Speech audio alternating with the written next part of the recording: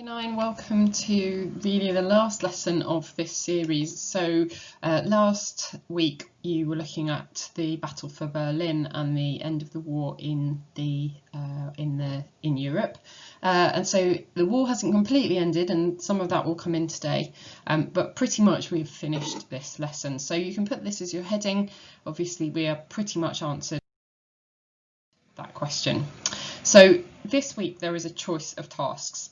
You can choose to do one, or if you want to, more of the four following options.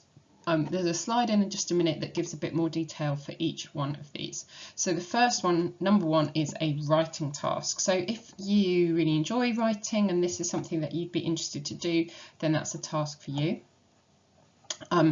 Question two, or task two, is designing an exhibition. So if you imagine you had a space, maybe the size of a classroom, and you had to tell a story about how the war ended, what pictures and events would you choose? Or maybe you were thinking about, teaching a group of younger students about the Second World War. What things would you pick out to tell them?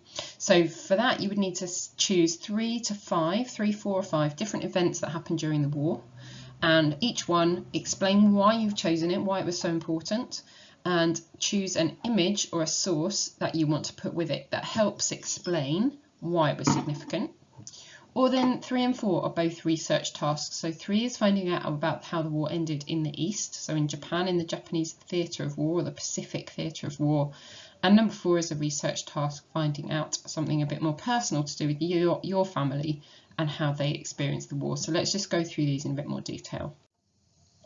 So the write-up then, the question says, or the statement says, the main reason why the Allies defeated the Axis powers by 1945 was their larger armies and navies. Remember, the navy is the army that's on the sea. How far do you agree? So do you think this is true? Do you think this really is the reason why? Was it because they had bigger armies and navies, or do you think it was a different reason? And there's a couple of bullet points there. So the D-Day landings, and secondly, the Blitz spirit.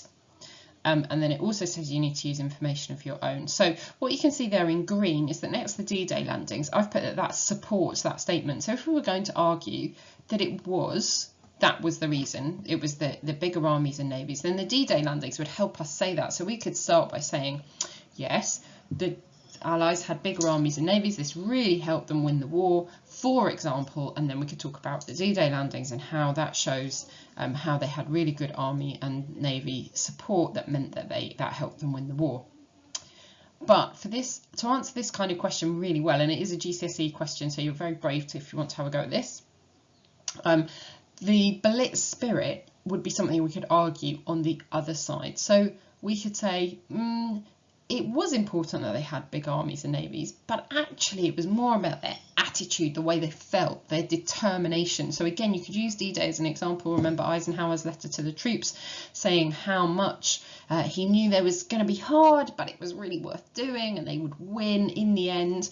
And so this idea, maybe this is why they won, because they were so determined to win. So you can see I've put a couple of other examples there. So the involvement of the Americans, you could say, well, maybe that was the thing that really made a difference.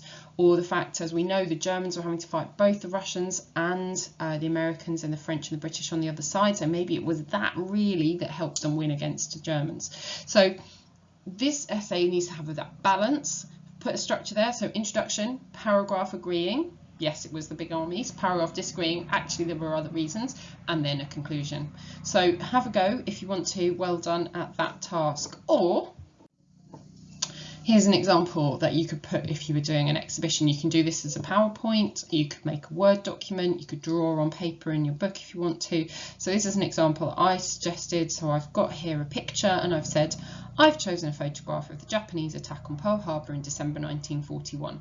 I chose this event because it was the trigger cause for America joining the war, and in the end, American forces helped defeat Germany and Japan. So I've chosen my picture, I've explained what it is, and I've said why I've chosen it there and why it's so important. I would want to put it in my exhibition to tell people about why the Allies won the Second World War. So that you would need to choose 3, 4 or 5 different events or more if you want to, for what was so important about what happened in the Second World War.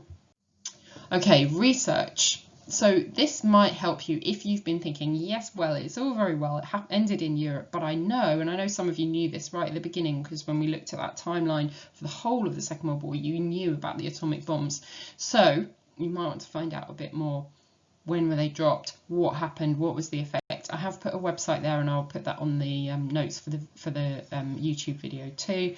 But you can find, there's lots of information, lots of books around.